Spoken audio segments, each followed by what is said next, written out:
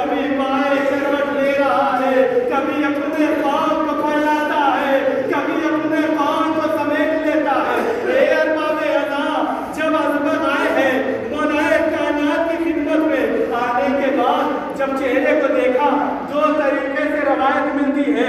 ایک عظمت کی روایت ہے، دوسرے محمد حنفیہ کی روایت ہے۔ جب امام کی خدمت میں آئے، ضربت لگنے کے بعد کیا دیکھا کہ امام کی پیشانی پہ ایک زرد رنگ کی پٹی بندھی ہوئی ہے۔ عظمت فرماتے ہیں، ارے جب میں امام کی خدمت میں آیا، جب میری نگاہ علی کے چہرے پہ پڑی، ارے مجھے سمجھ میں نہ آیا کہ پٹی کا رنگ زیادہ ہے یا چہرے کی زردی زیادہ۔ اللہ اللہ، یہ باب رضا آج امیر کائنات کا پردہ دینے کے لیے جمع ہوئے ہیں۔ میرے عزیزو، آج صرف ہم اور آپ نہیں آئے ہیں، یقیناً اس وقت کا میرا غریب امام، میرا آخری امام بھی اپنے جد کے پردے لینے کے لیے آیا ہوگا۔ میں کہوں گا عظم اللہ لک الاجر یا صاحب الزمان۔ میرے مولا، ہم سب کے اس پرسے کو قبول فرمائیے گا۔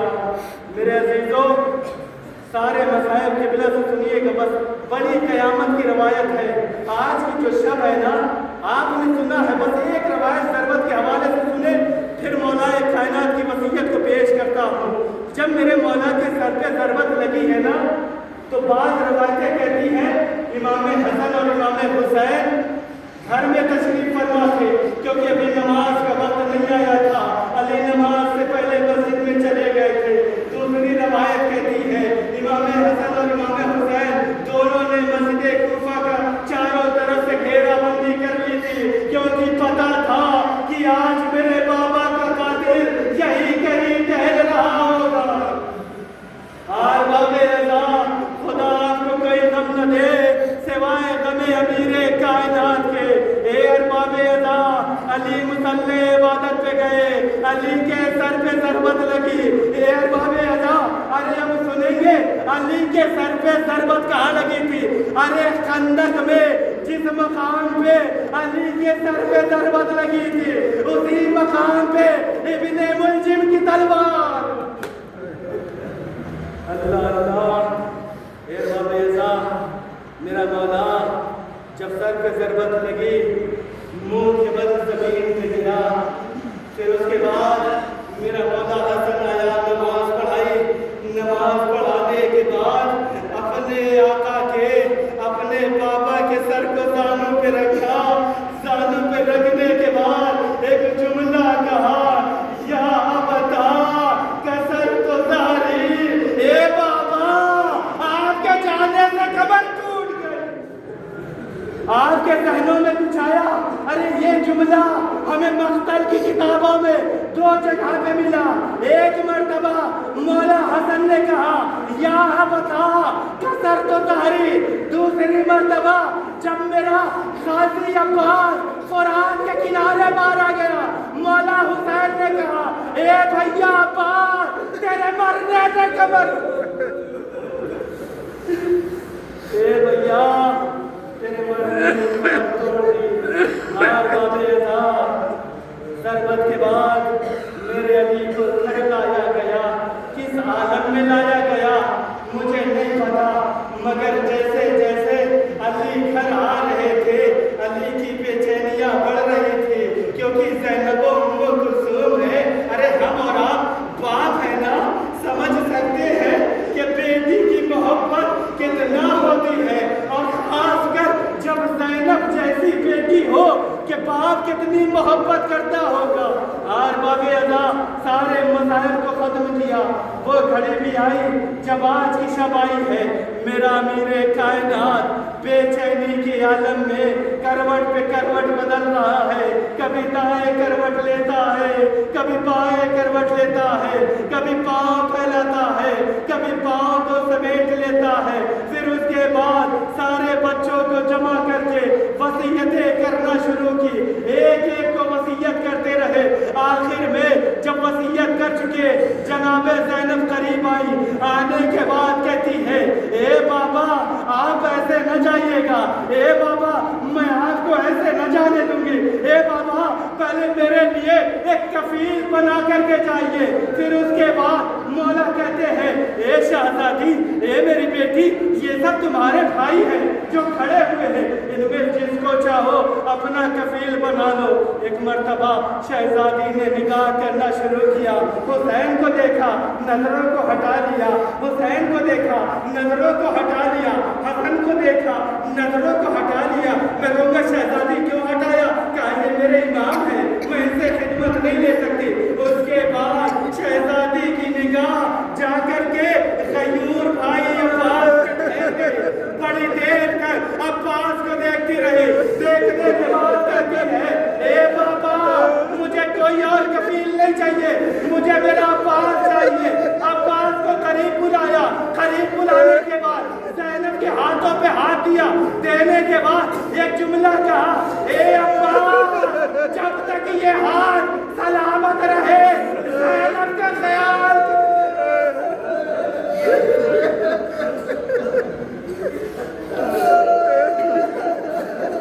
اے عباس جب تک یہ بات سلامت رہے میری زینب کا خیال کرنا. اور باب ازا سنیے. اس کے بعد ادھر وصیتیں ہو رہے تھے. اب اس کے بعد آپ نے اللہ جانے وہ منظر سنا ہے یا نہیں سنا, کیسے برداشت کریں گے مجھے نہیں پتا. میرے غازی عباس نے کیا گزری ہے پتا ہے, آپ نے سنا ہے یا نہیں سنا؟ سنیے گا میرے عزیزو, کتاب کا حوالہ چاہیے تو مجھ سے آ کر کے لیجئے گا. اب سنیے, سب کا ذکر ملتا ہے, عباس کا ذکر کہیں نہیں ملتا. سب کا ذکر ملتا ہے کہ حسین سرحانے ہے, زینب سرحانے ہے, حسن سرحانے ہے.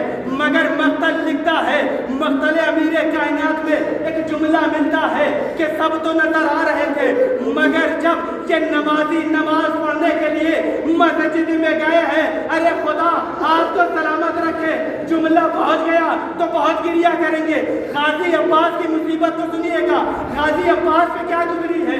مقتل لکھتا ہے کہ جب سارے نمازی مسجد میں گئے, جانے کے بعد کیا دیکھا کہ میرا غازی عباس مسجد کوفہ کی دیوار پہ اپنے سر کو ٹکراتا تھا, ایک دعا کرتا تھا اے میرے رب, اے میرے پروردگار میرے بابا کو شفا دینا. میرا غازی عباس اپنے سر کو مسجد کوفہ کی دیواروں سے ٹکراتا جاتا تھا, دعا کرتا تھا اے میرے پروردگار میرے بابا کو شفا دینا, اے میرے پروردگار میرے بابا کو شفا دینا. ہر بات میں ادا بس آخری منظر سنے اور ختم دعا ہے. پھر اس کے بعد جب مولائے کائنات وصیت کر رہے تھے, جب مولائے کائنات کی زندگی کا آخری لمحہ آیا ہے کہ جب مولا کی پیشانی پہ موت کے پسینے آئے ہیں, پھر اس کے بعد جب سارے اعزاء و اقربا موجود تھے, امام نے کیا کیا؟ فمدت یدا وغمض عینا. امام نے کیا کیا؟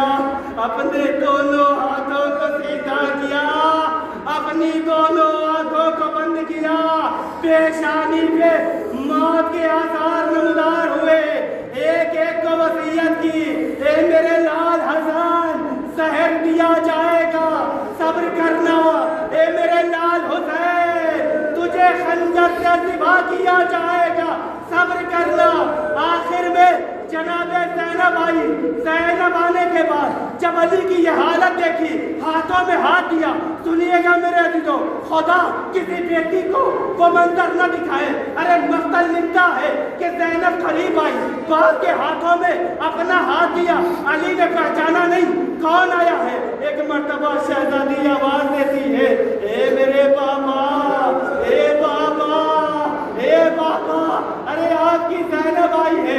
علی نے زینب کی طرف دیکھا, دیکھنے کے بعد زینب کو قریب بلایا. بلانے کے بعد اللہ جانے کان میں کیا کہا, علی کی روح پرواز کر گئی. اے ارباب اللہ پتہ نہ چلتا کہ شہزادی کے کان میں کیا کہا. ارے جب یہ قافلہ شام میں پہنچا, زینب دربار میں داخل ہوتے ہوئے ایک مقام پہ بیٹھ گئی. سید سجاد ہے, ایک بھی اماں کیا ہوا, کہا اے بیٹا سجاد, ارے بابا نے وعدہ کیا تھا اے زینب جب تو دربار